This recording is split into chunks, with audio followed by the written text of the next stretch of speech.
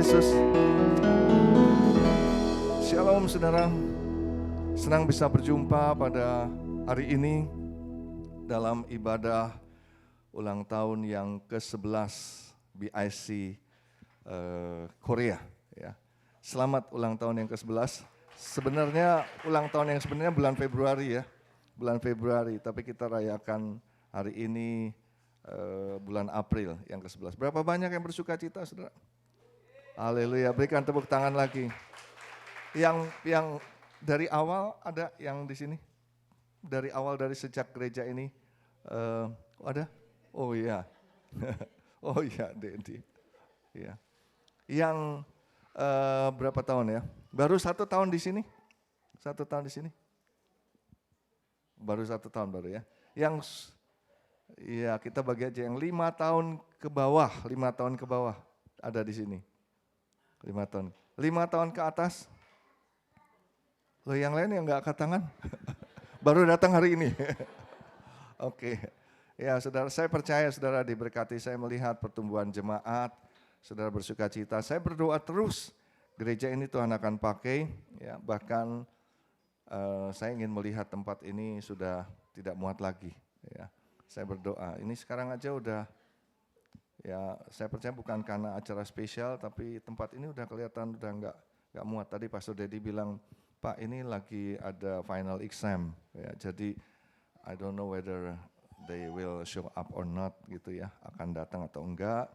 Tapi kalau saya lihat final exam aja seperti ini, kalau enggak final exam pasti akan lebih banyak lagi, amin.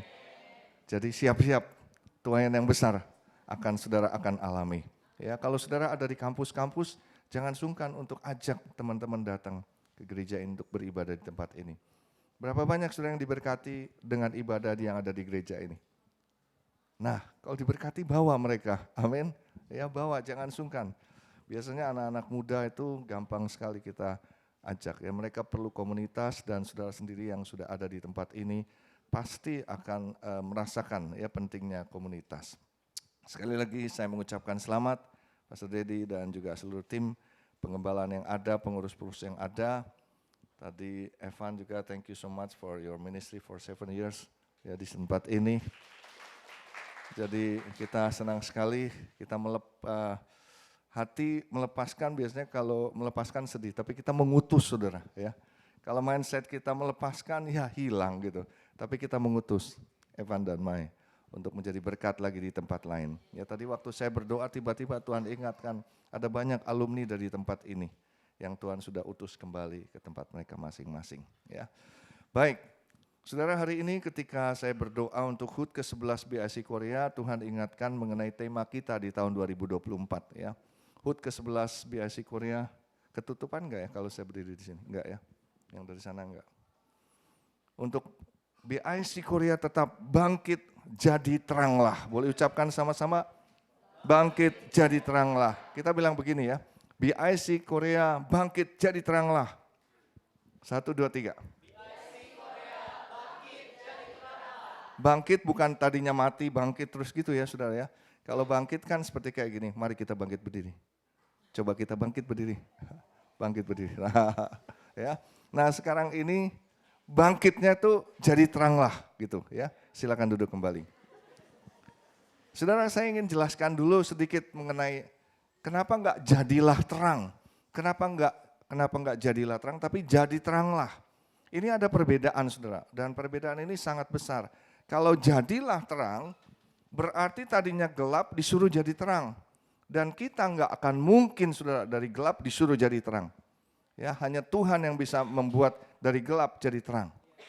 Tapi kalau jadi teranglah saudara, kita sudah jadi terang, tapi seringkali terang kita itu padam atau suram atau redup saudara. Nah itu sebabnya tahun 2024 ini lewat gembala pembina kita Pak Niko yang mendapatkan tuntunan dari Tuhan secara khusus supaya kita bangkit jadi teranglah. Jadi dimanapun kita berada saudara bisa jadi terang yang menyala. Jadi kita semua ini udah jadi terang.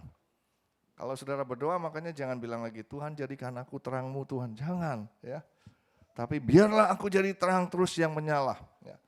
Kalau Philip dulu ada slogannya, Philip terus terang, terang terus. Ya. Terus terang itu bukan open gitu ya, tapi menyala terus dan terus terang. Ya. Nah apalagi anak-anak Tuhan, dimanapun saudara berada harus jadi terang saudara. Ya, saya ingin ajak kita baca Filipi 2 ayat 14 sampai 16. Kita baca ya, bisa kelihatan ya, enggak ketutupan ya. 1, 2, 3. Lakukanlah segala sesuatu dengan tidak bersungut-sungut dan berbantah-bantahan, supaya kamu tidak beraib dan tiada bernoda sebagai anak-anak Allah yang tidak bercela di tengah-tengah angkatan yang bengkok hatinya dan yang sesat ini, sehingga kamu bercahaya di antara mereka seperti bintang-bintang di dunia, sambil berpegang pada firman kehidupan, agar aku dapat bermegah pada hari Kristus, bahwa aku tidak percuma berlomba dan tidak percuma bersusah-susah. Ini Paulus tuliskan saudara kepada jemaat di Filipi, waktu itu Paulus sedang berada di penjara ya saudara, dan dia memesankan supaya orang-orang yang pernah dilayaninya pada waktu itu saudara, dia bisa menjadi terang, jadi bintang-bintang, di mana di antara angkatan, orang-orang seangkatan waktu itu yang bengkok hatinya dan sesat. Paulus mengingatkan supaya jangan ikut-ikutan bengkok, jangan ikut-ikutan sesat. Kamu harus tiada beraib dan tiada bernoda. Supaya apa? Saudara, Paulus bilang supaya aku dapat bermegah pada hari Kristus, dalam pengertian gini. Kamu dipercayakan banyak, tapi orang-orangnya semua ikut-ikutan bengkok hatinya. Ikut-ikutan sesat. Paulus katakan supaya aku tidak percuma berlomba dan tidak percuma bersusah-susah. Saya berdoa hari ini, Pastor Dedi juga tidak akan percuma berlomba dan bersusah-susah. Karena dia akan berusaha supaya saudara dan kita semua tiada beraib dan tiada bernoda. Yang mau katakan amin. Jadi saudara, Paulus katakan sehingga kamu bercahaya di antara mereka itu karena tiada beraib, tiada bernoda. Ya, ada pepatah Indonesia, karena nila setitik rusak susu sebelang. Ya. Gara-gara nila setitik rusak susu sebelang. Kalau saudara misalnya ada kertas putih atau tembok putih di sini, dikasih titik hitam, yang saudara lihat titik hitamnya, bukan putihnya yang besar itu. Ya, tembok itu cacat saudara. Kalau kita beli baju ada titik sedikit, baju yang lain kita nggak bilang ya udahlah nggak apa-apa lah itu cuma titik sedikit. Nah saudara, di dalam dunia ini juga demikian. Sebaliknya saudara, ketika saudara terang menyala, itu orang akan fokus. Kenapa? Karena dunia sekitar itu adalah dunia yang gelap, bengkok hatinya, sesat hatinya. Ya, kita bisa bicara banyak hal tentang hal ini dan di seluruh dunia seperti itu. Jadi ketika saudara bersinar sedikit, seperti kayak lilin dalam gelap, itu fokus, terfokus, bercahaya. Yang mengerti katakan amin. Nah untuk itu saudara, supaya saudara bisa lebih konkret lagi mengenai hal ini, saya ingin ajak saudara belajar dari kehidupan Yusuf. Ya, boleh ucapkan sama-sama, belajar dari kehidupan Yusuf. Mungkin saudara sudah tahu juga siapa Yusuf itu, tapi saya ingin kasih gambaran tentang latar belakang Yusuf. Ya, kita baca sedikit supaya saudara tahu. Yusuf adalah putra ke-11 atau anak ke-11 dari Yakub. Ya, dia putra sulung dari Rahel.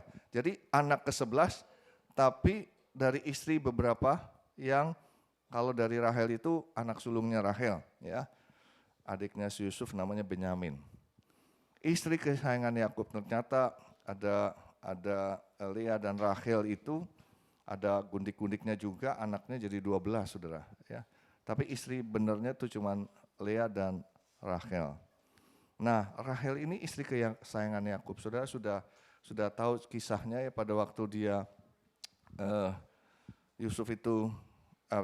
Yakub itu bekerja pada pamannya, dia dibohongin, dia kepengennya Rahel, dia sudah kerja 7 tahun dikasihnya Lea gitu ya. Tapi habis itu, oh ya kalau kamu ini memang ini anak sulung itu harus nikah dulu. Kalau kamu mau Rahel 7 tahun lagi, dia kerjain lagi 7 tahun lagi saudara. Ya, sama Laban waktu itu. Jadi karena cintanya kepada Rahel, dia nggak peduli 7 tahun tambah 7 tahun lagi saudara. Ya, jadi dia istri kesayangan Yakub itu si Rahel. Nah kisah Yusuf ini dapat kita temui dalam Kejadian 37 sampai 50. Yaitu kisah Yusuf semua. Setelah berita tentang kelahirannya, kita menemui Yusuf kembali di saat ia berusia 17 tahun. Jadi dalam hal-hal kisah 37 itu kita nggak lihat Yusuf kecil. Pokoknya cuma dikasih tahu bahwa Rahel melahirkan Yusuf, dan setelah itu muncul lagi waktu Yusuf berusia 17 tahun, ya. Dia sebagai seorang gembala yang menggembalakan kawanan kambing domba dengan saudara-saudara tirinya dan mengadukan mereka pada Yakub. Jadi nanti kita bahas ini, ya. Jadi dia sama-sama tuh sama kakak-kakaknya. Nah, kita juga diberitahu bahwa Yakub itu lebih mengasihi Yusuf dari 12 orang anaknya, ya. Yusuf itu sangat dikasih dan dari semua anaknya yang lain. Itu sebabnya dikatakan karena dikatakan Yusuf itu lahir daripada masa tuanya si Yakub ini. Dan ia menyuruh membuat jubah yang maha indah bagi Yusuf ini. Ya saudara, jadi Yusuf anak kesayangan, dikasih jubah yang bagus. Saudara-saudaranya enggak, saudara. Karena entah kenapa si Yakub ini sayang banget sama Yusuf, ya.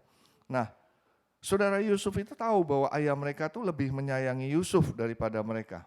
Sehingga mereka membencinya. Jadi benci juga, ya, apalagi pada waktu itu Yusuf itu dia kasih tahu bahwa saya dikasih jubah yang bagus sama papa gitu, ya. Dia nggak tahu gimana sampai kakaknya benci, dan pada waktu kebenciannya itu adalah muncul juga pada waktu Yusuf itu seperti ada nubuatan, ya, di dalam dirinya, kasih tahu bahwa dia bermimpi, ya, ada mimpi, dia nyampein kepada kakak-kakaknya, kepada keluarganya, papa mamanya, dan akhirnya kakak-kakaknya dan papa mamanya marah.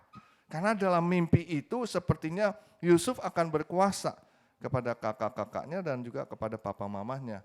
Ya saudara, Yusuf waktu itu 17 tahun. Nah, nanti kita akan lihat kisahnya ke depan ini lagi. Tapi singkat cerita, pada akhirnya saudara tahu bahwa Yusuf yang tadi sedemikian dengan latar belakang sedemikian, tiba-tiba pada usia 30 tahun dia bisa jadi Perdana Menteri di Mesir. Ya, from prison to palace. Jadi dari penjara bisa tiba-tiba within one day, mungkin enggak satu hari, tiba-tiba bisa naik, ya, dalam usia yang masih muda. Dan saya melihat, saudara, kenapa saya ambil kisah ini untuk kita belajar dari kehidupan Yusuf. Karena Yusuf, saudara, dia berada di Mesir itu seorang diri. Dan dia bisa, tadi yang saya katakan, dia bisa bersinar, dia bisa menyala, dia bisa menjadi bintang. Bahkan dalam usia 30 tahun itu, dia mempunyai kehidupan yang luar biasa, ya. Kita enggak mendapati Yusuf itu berbuat dosa. Apa yang dia berbuat dosa, ya. Nanti kita akan bahas. Tapi yang lain ada. Nah, saya tertarik dengan kisah Yusuf ini, saudara. Jadi waktu saya pelajari, saya mendapati, saudara, ada 3 hal yang merupakan dasar daripada keberhasilan Yusuf itu. Dan saya berdoa supaya apabila kita menangkap ini sungguh-sungguh, saya berdoa gereja ini BIC Korea dan juga setiap kita pribadi, lepas pribadi, ataupun kita yang sudah berumah tangga, berkeluarga, kita juga akan mengalami gitu, saudara, ya, menjadi pribadi yang menjadi terang, tapi juga dalam keberhasilan karena Tuhan pakai. Maaf saudara, ya, mau tidak mau orang menjadi terang itu, dia mesti punya posisi tinggi, mesti punya pengetahuan yang banyak, mesti punya, ya, tapi ada kelebihannya, ada kelebihan. Kalau orang-orang, saya tidak merendahkan, tapi sudah rendah, bayangin, kalau kita nggak punya posisi kedudukan, kita nggak dianggap, saudara. Kita nggak punya sesuatu, kita nggak dianggap. Itu dunia seperti itu. Maka itu Paulus pernah bilang begini, dulu waktu kamu di sama Tuhan itu dipanggil pertama kali, nggak banyak orang yang pintar, bijaksana, ya, yang berpengaruh tuh nggak banyak. Ya, kalau dibilang nggak banyak yang pintar berarti bodoh-bodoh. Kalau dibilang yang nggak banyak berpengaruh berarti posisinya biasa, rendah, ya, atau nggak, kurang kaya. Tapi dia bilang sekarang kamu seperti apa? Berbeda, saudara. Nah, kenapa bisa jadi seperti itu? Gereja pun juga begitu. Dan saya berdoa supaya kita menangkap. Nah, mari kita lihat apa yang pertama mendasari keberhasilan Yusuf. Saya melihat, saudara, bahwa yang pertama adalah karena Yusuf ini dia menghidupi kebenaran. Boleh ucapkan sama-sama. Menghidupi kebenaran. Nah, dari mana kita tahu? Saya melihat di dalam ayat 30, Kejadian 37 ayat 2. Dikatakan begini, saudara perhatikan ya baik-baik. Inilah riwayat keturunan Yakub, yaitu Yusuf, tatkala berumur 17 tahun. Tadi saya bilang dia baru muncul ini di sini. Jadi masih muda, biasa menggembalakan kambing domba bersama-sama dengan saudara-saudaranya, anak-anak Bilha dan Zilpa, gundik-gundiknya Yakub.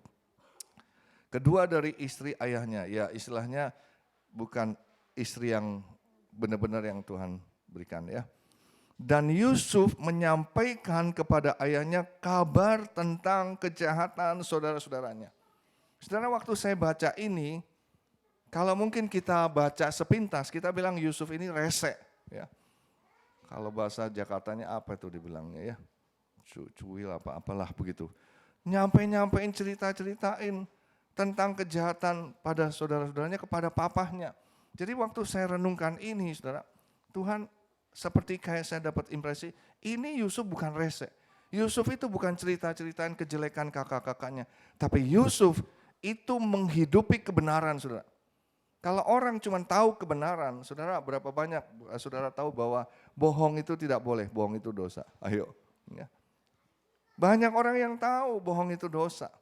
Tapi berapa banyak yang mengerti dan menghidupi bahwa saya tidak boleh bohong.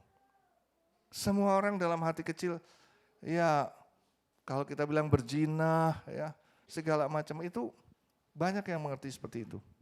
Nah kebanyakan orang-orang saudara, mereka justru enggak hidupi kebenaran. Mereka cuma sebatas tahu kebenaran. Tahu kebenaran. Orang yang menghidupi kebenaran dia enggak akan tahan. Ya. Misalnya contoh kita ada satu kelas yang dikatakan kita harus masuk atau jam kerja kita masuk jam 7 pagi misalnya begitu ya. Kalau kita tahu oh kita mesti masuk jam 7 pagi. Nah ada orang-orang yang datang terlambat gitu. Nah ada satu orang yang datangnya sebelum jam 7 dia sudah datang. Ya.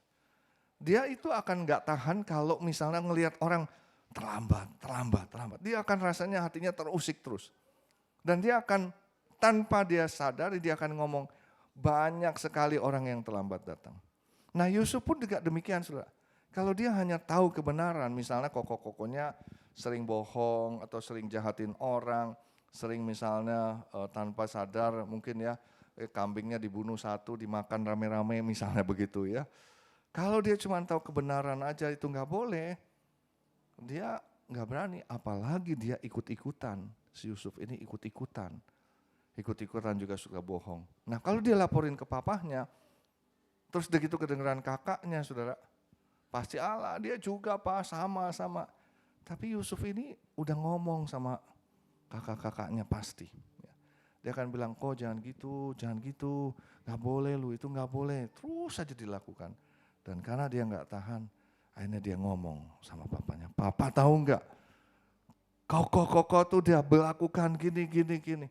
Dan itu sebabnya saudara kakaknya makin benci lagi. Nah hari ini saudara, saya berdoa supaya saudara menangkap ini. Keberhasilan Yusuf yang pertama adalah karena dia menghidupi kebenaran. Dan akibat dia menghidupi kebenaran saudara, maka Tuhan menyertai dia dalam segala hal. Kalau saudara baca di dalam Kejadian 39, waktu Yusuf berada di rumah Potifar, itu dikatakan Tuhan membuat segala sesuatunya berhasil karena Tuhan menyertai Yusuf, saudara. Nah, seseorang bisa berhasil kalau kita disertai oleh Tuhan. Dengan kekuatan kita sendiri enggak mungkin. Pribadi siapapun. Daud pernah menuliskan, Salomo pernah menuliskan dikatakan, jikalau bukan Tuhan yang membangun rumah, sia-sialah usaha orang yang membangunnya, saudara.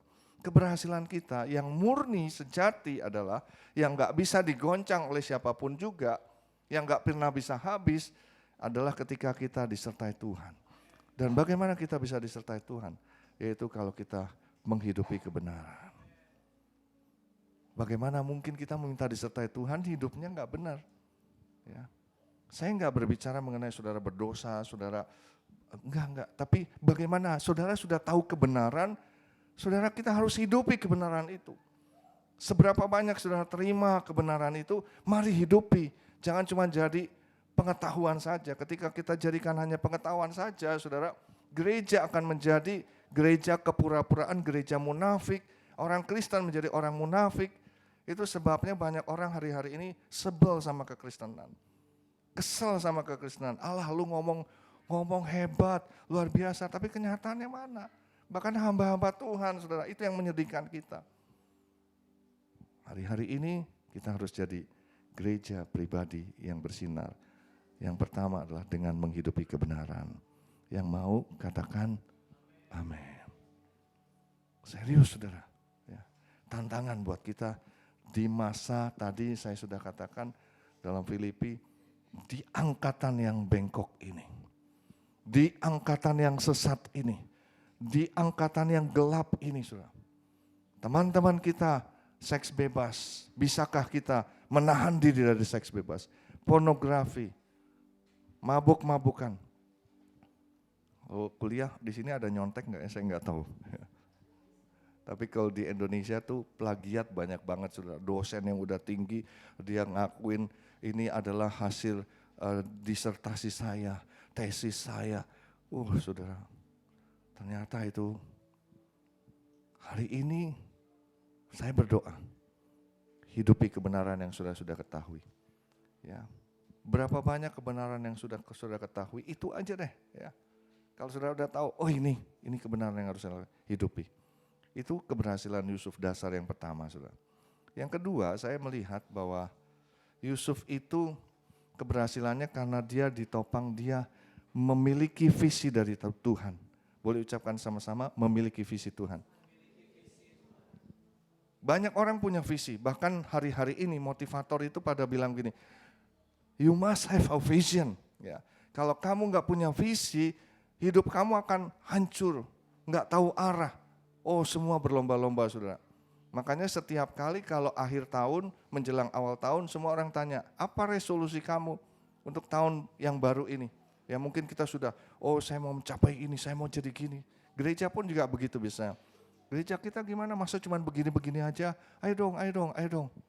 Nah saya berdoa kita perlu hati-hati. Punya visi boleh, tapi berapa banyak ketika orang mempunyai visi, akhirnya sikut sana sikut sini, dan kalau visi itu tidak tercapai saudara, dia jadi frustrasi. Ketika dia frustrasi, dia akan merasakan hidup ini gak fair, hidup ini gak enak. Akhirnya dia coba melarikan diri daripada kenyataan. Nah hari ini kita harus punya visi, tapi seperti yang Yusuf katakan, dapatkan dia harus punya visi yang daripada Tuhan. Dia gak begini saudara, saya kepengen sekali jadi Perdana Menteri, saya kepengen gitu ya. Nah maka itu dia berlomba-lomba ya, saya harus jadi. Gak ada saudara. Ya. Saya coba renungkan Yusuf tuh sekolah di mana ya? Umur 17, mungkin dia karena tadi muncul 17, dia mungkin sekolah sampai umur 17, kita gak ada. Tapi setelah umur 17 nanti saudara akan lihat ceritanya bagaimana dia sampai ke Mesir dan dia sampai ke posisi itu. Sekolah di mana, saudara? Tadi saya dengar Evan, S3, ya mungkin melanjutin lagi S4 kali. Ya, saudara, bagus sekali itu. Saya setuju, saya sangat setuju. Saudara harus sekolah setinggi-tingginya tadi saya bilang ya. Tapi bagaimana untuk memiliki visi? Jangan sampai saudara terpancing. Saya pengen mencapai ini karena itu saya lakukan ini. Di Indonesia kita sudah tahu sudah banyak orang yang berambisi jadi presiden, berambisi jadi gubernur, berambisi jadi camat, jadi lurah, semuanya berambisi. Padahal kalau saudara tahu kondisi manusia akhir zaman, kita ampun gak ada yang mau. Ya. Susah sekali manusia akhir zaman itu. Kita bilang kiri, mereka bilang bodoh amat. Ya. Lebih menuruti hawa nafsu daripada menuruti Allah. Nah apa sih visi dari Tuhannya itu bagaimana si Yusuf ini? Coba saudara lihat. Rupanya Tuhan kasih visi kepada Yusuf itu dalam bentuk mimpi, saudara. Ya. Kalau kita sekarang tiba-tiba kok dapat sesuatu, ya gambaran, bayangan, bisa jadi mimpi asli atau satu impresi yang Tuhan taruhkan, saudara. Yang Tuhan taruhkan. Kalau kita lihat di dalam Kejadian 37 ayat 78 dikatakan karena kata Yusuf kepada mereka, coba dengarkan mimpi yang kumimpikan ini. Tampak kita sedang di ladang mengikat berkas-berkas gandum, lalu bangkitlah berkasku dan tegak berdiri, kemudian datanglah berkas-berkas kamu sekalian, hai kokoh-kokoh gitu kan ya. Berkas kalian itu mengelilingi dan sujud menyembah kepada berkasku itu. Kira-kira si kokoh happy enggak? Mereka bilang gini, lalu saudara-saudaranya berkata kepadanya, apakah engkau ingin menjadi raja atas kami? Apakah engkau ingin berkuasa atas kami? Jadi makin bencilah mereka kepadanya karena mimpinya dan karena perkataannya itu.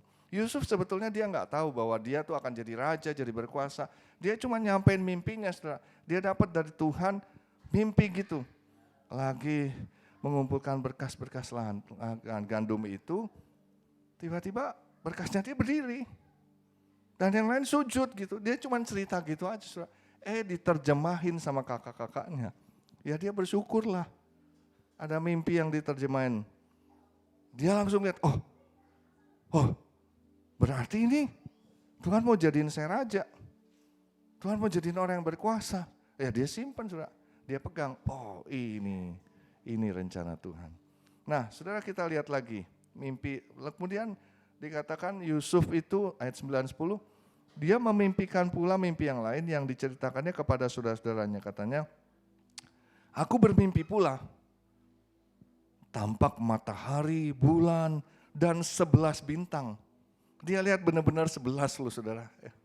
11 bintang sujud menyembah kepadaku. Dia bilang, ini I just only got a dream. Saya cuma punya mimpi seperti ini. Tapi setelah diceritakan kepada papa mamahnya dan saudara-saudaranya, dikatakan, maka Yusuf ini ditegur oleh ayahnya. Mimpi apa mimpimu itu? Masakan aku dan ibumu serta saudara-saudaramu sujud menyembah kepadamu sampai ke tanah? Saudara, Yusuf pegang lagi. Oh, ini arti mimpi.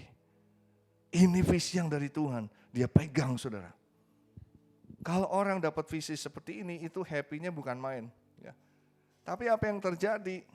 Kebalikannya, saudara. Kalau misalnya saya punya anak, lalu saya punya perusahaan, saya seorang konglomerat, saudara, saya punya anak, saya punya preparation for anak ini gitu ya. Ini akan jadi anak putra mahkota saya, anak laki-laki, saya akan persiapkan. Saya akan persiapkan dia supaya dia jadi putra mahkota, dia menjadi, saya sekolahin, saya bikin sedemikian rupa lah sampai mereka persiapkan. Nah Yusuf, saudara, siapa yang didik? Dia cuma mimpi tapi dia cuma dapat, oh iya seperti itu. Saya berdoa saudara hari ini, saudara atau gereja di tempat ini, coba minta sama Tuhan, Tuhan, Engkau tempatkan aku hidup dalam dunia ini, mau jadi apa sih? Untuk jadi apa?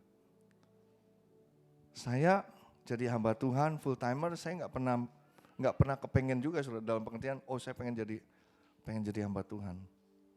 Enggak, saudara. Tapi tiba-tiba aja Tuhan bisa taruhkan dalam hati saya untuk saya melayani Tuhan. Itu yang Tuhan taruhkan dalam hati saya. Dan tiba-tiba juga Tuhan yang mendorong saya sampai saya melangkah secara sepenuh waktu. Saya tidak tahu buat saudara ya. Kadang-kadang orang yang belum nikah pikir gini, aduh saya pengen nikah, nanti kalau udah jadi nikah saya jadi permaisuri, jadi bayangannya saya, lalu dia cari orang yang bisa menjadi pangeran dengan saya. Dia cari. Dalam kenyataannya enggak begitu, dia kecewa. Ada orang, saya belum bekerja, saya mau bisnis, lalu dia coba, saya harus bisnis, saya udah bayangin gitu. Dia coba pinjam uang, pinjam sana sini, dia coba bisnis yang enggak berhasil, frustrasi. Ada orang pengen capai posisi kedudukan tertentu saudara, ya, dalam pekerjaan, dia bilang dalam 1 tahun. Ya. Ada orang-orang tertentu selalu motivator bilang, kamu mesti capai sebelum 30 tahun itu kamu harus jadi orang berhasil gini. Waktu 40 tahun kamu harus jadi orang yang punya penghasilan sekian, saudara. Itu semua yang dikejar, saudara. Saya mau katakan hati-hati akan hal itu. Kalau itu bukan dari Tuhan, saudara akan bikin jadi frustrasi nantinya. Tapi biar Tuhan mau jadiin apa saya. Ya. Sebagai orang tua saya juga ingin menasihatkan saudara. Tanya sama Tuhan, jangan misalnya dulu saya gagal jadi dokter, anak saya paksain jadi dokter, saudara. Ya. Kalau Tuhan bilang jadi artis, ya nggak apa-apa. Kalau Tuhan bilang jadi pendeta, ya nggak apa-apa, saudara. Ya. Jangan bilang jadi pendeta, oh jangan jadi pendeta nak, jangan. Kalau Tuhan bilang jadi dokter, silakan. Tapi jangan kita, saudara. Let God give the vision for us. Biar Tuhan yang kasih itu. Dan habis itu pegang, saudara, pegang. Ya. Nah gimana kita tahunya bahwa ini visa dari Tuhan? Biasanya itu langgeng, enggak rubah-rubah. Enggak membingungkan, saudara ya. Clear, jelas. Jangan misalnya sekarang aku rasanya Tuhan taruhkan jadi dokter deh. Besokannya lihat dokter, aduh pegang darah, pegang mayat, pegang nggak jadi. Kayaknya bukan deh, Tuhan bilang kayaknya saya nggak cocok. Nggak gitu, saudara ya. Bahkan kita yang sepertinya inkonsisten dalam pekerjaan gini, gue jadi dokter, bukan gue banget itu, gitu bisa begitu, saudara. Ya. Atau kadang-kadang kamu nanti akan dipakai oleh Tuhan berkhotbah misalnya, saudara bisa tiba-tiba melihat, terus bilang, ngomong aja gue malu, bisa itu yang benar. Tapi ketika sudah merasa benar dan bisa, saya bisa seperti ini bisa, itu sebaliknya, saudara. Nah, saudara lihat bagaimana Yusuf sekarang. Nah yang ketiga, tadi yang pertama adalah dia menghidupi kebenaran, kedua dia memiliki visi Tuhan. Yang ketiga, saudara ini, tadi saya bilang, dia bisa mengalir bersama dengan Tuhan. Waktu Tuhan sudah kasih visi itu, ya kita juga mungkin gereja ini sudah dikasih, Tuhan bayangkan, tadi kan saya bilang ya, ini impresi saya, bisa enggak muat. Tapi itu bukan yang saya kasih kepada Pastor Dedi. Pastor Dedi nanti mesti tiba-tiba lagi berdoa, aku lihat gedung yang besar gitu kan, yang muat 10.000 misalnya begitu kan. It's impossible, dari start dari sini. Nah itu bisa jadi visi. Tapi kalau misalnya Pastor Dedi yang bilang gini, ayo saya pengen supaya gereja ini jadi besar. Tahun depan ya, kita targetin 500 ya. Ayo masing-masing kerja ya. Coba kita hitung. Ini satu orang bawa satu. Ini berapa sekarang? Udah, iya kan? Itu logika. Ya kita hitung aja, setahun bawa satu berapa, 2 tahun bawa satu berapa. Tapi kenyataannya gimana? Kita udah pernah lihat gereja-gereja yang seperti itu enggak jadi. Dan kalaupun sampai dipaksa, paksa dong. Kamu kok belum bawa-bawa orang? Ayo, enggak gitu, saudara. Tapi kalau Pastor Dedi bilang tiba-tiba, Tuhan, ini Tuhan mau percayaan gedung besar, banyak jiwanya. Kadang-kadang takut mau nyampein, saudara. Tapi tiba-tiba dia nyampein seperti tadi Yusuf. Aku mimpi BIC Korea itu, kemarin aku lihat gedung yang besar. Ya, gak apa-apa, dikip aja. Nah Yusuf apa yang terjadi? Tadi saya bilang kalau kita secara manusia kita persiapin Yusuf. Tapi bagaimana Yusuf dipersiapkan sama Tuhan, saudara? Baru dia ngomong seperti itu langsung kakak-kakaknya punya planning, rencana untuk membunuh Yusuf itu. Karena saking bencinya. Saudara lihat di sini antara visi yang daripada Tuhan dengan apa yang iblis mau kerjakan. Dan apa yang sedang dipersiapkan oleh Yusuf. Yusuf untuk bisa jadi pemimpin di Mesir, Perdana Menteri di Mesir, dia tidak dipersiapkan dengan leadership training. Enggak dipersiapkan dengan leadership training dia masuk. Tapi dia dipersiapkan dia mau dibuang, mau dibunuh, saudara. Ya. Saya mulai membayangkan ya, bagaimana Yusuf itu, dia itu proses perjalanan kehidupannya. Ya, tapi mungkin di sini udah dicantumkan bagaimana pada akhirnya ya, saudara-saudara lihat. Yusuf itu dikatakan memberi nama Manasye kepada anak sulungnya, sebab katanya Allah telah membuat aku lupa sama sekali kepada kesukaranku dan kepada rumah Bapakku. Can you imagine? Nanti kita lihat bagaimana perjalanan Yusuf. Tapi Yusuf kasih nama Manasye itu pada anak pertamanya. Dia bilang, kenapa aku kasih nama Manasye? Karena aku lupa sama sekali itu. Ya perjalanan kehidupanku yang dari awal. Itu bagaimana? Nah dia kasih nama anak yang kedua dikatakan Efraim karena dikatakan Allah membuat aku mendapat anak dalam negeri kesengsaraan. Jadi dia bisa begitu bersuka cita.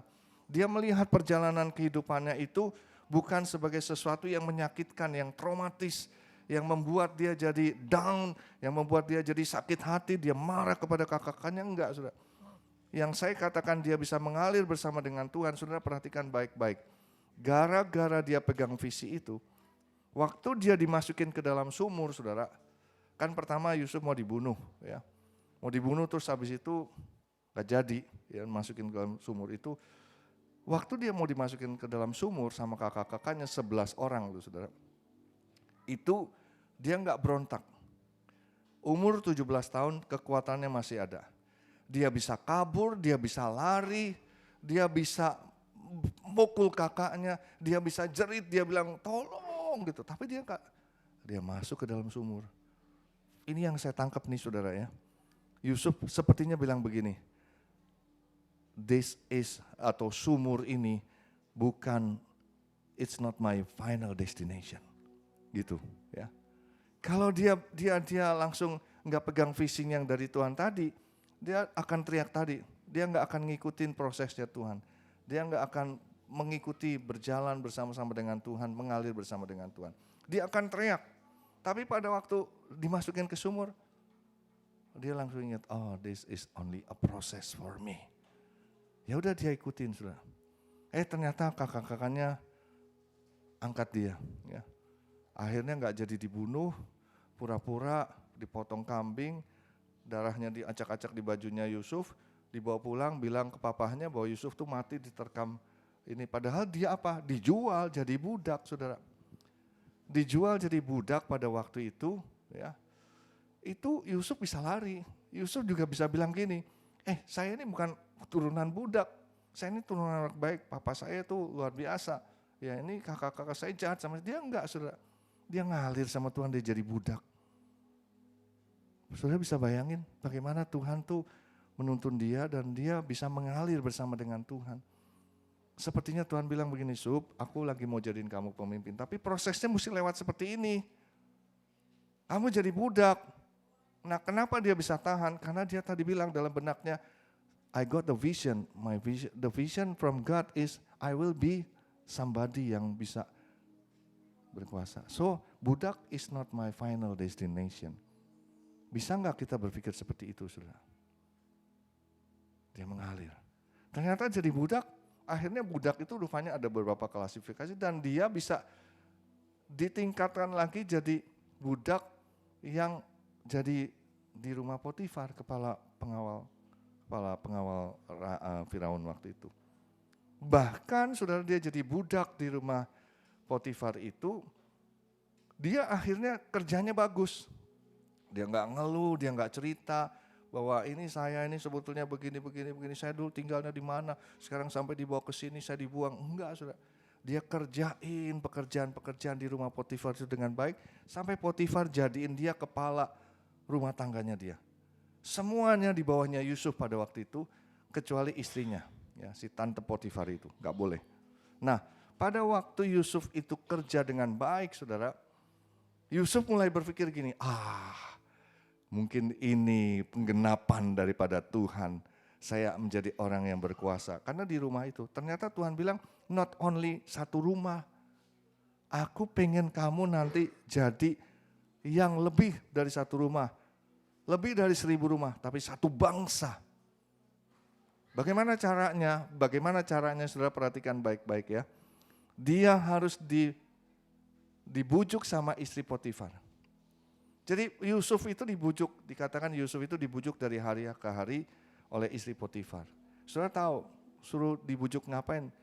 Bukan disuruh beli barang, suruh beres-beres rumah, suruh tidur sama istrinya Potifar. Dan kata-kata dibujuk dari hari ke hari berarti lebih dari 2-3 hari. Saya bayangin 7 hari, mungkin 10 hari. Dibujuk. Dibujuk suruh apa? Suruh tidur. Kalau dibujuk suruh tidur tuh enggak begini, Sup, tidur lu sama gua, enggak gitu ya. Tapi dia langsung, Sup, Yusuf, Sup, tidur. Gitu, dari hari ke hari. Lebih kurang 7-10 hari. Apa yang terjadi setelah? Apakah Yusuf mulai mikir-mikir? Enggak. Kenapa? Dasarnya tadi, dia sudah punya menghidupi kebenaran itu. Itu yang membuat dia diizinkan oleh Tuhan supaya dia melewati ini. Karena Tuhan tuh mau naikin dari rumah tangga Potifar untuk jadi orang nomor 1. Gimana caranya? Dia harus dibujuk dulu sama istri Potifar. Dan akhirnya apa yang terjadi, saudara? Yusuf nggak mau dan Yusuf lari daripada bujukan itu dan istri Potifar itu memfitnah dia. Lalu difitnah, Yusuf kemana? Masuk penjara. Waktu dia masuk penjara, kalau bagi kita saudara ya, bagi kita Yusuf udah enak-enak masuk. lubang sumur atau penjara yang menjatuhkan dia lagi. Lu sih mestinya ikut aja. Oh, dia nggak mau, dia menghidupi kebenaran. Tapi juga dia masuk penjara. Dia bilang, oh ternyata Tuhan prosesnya belum selesai. Penjara is not my final destination. Kalau saudara bisa lihat semua lembah, semua hal-hal yang terjadi sama saudara, saudara bisa mengalir bersama dengan Tuhan kalau saudara udah pegang visi tadi. Ya. Penjara, di penjara apakah dia pegangin jeruji, terus dia sedih, dia bilang tahu gitu, gue ikutin aja, sekarang gue, enggak loh saudara. Dia kerjain semua yang dipercayakan sama kepala penjara, dan akhirnya kepala penjara enggak ngapa-ngapain, suruh Yusuf yang kerjain. Ketemu orang bagus di penjara, Yusuf itu saudara, dia selalu kerja yang terbaik. Dan sampai apa yang terjadi waktu dia ada mimpi ya, ada juru makanan minuman, dia bisa menerjemahkan juru makanan, mimpi juru makanan dan minuman itu saudara. Waktu dia terjemahan mimpi, ya, semuanya terjadi. Juru makanan digantung, juru minuman dibebaskan. Ya. Nah, 2 tahun Yusuf kelupaan.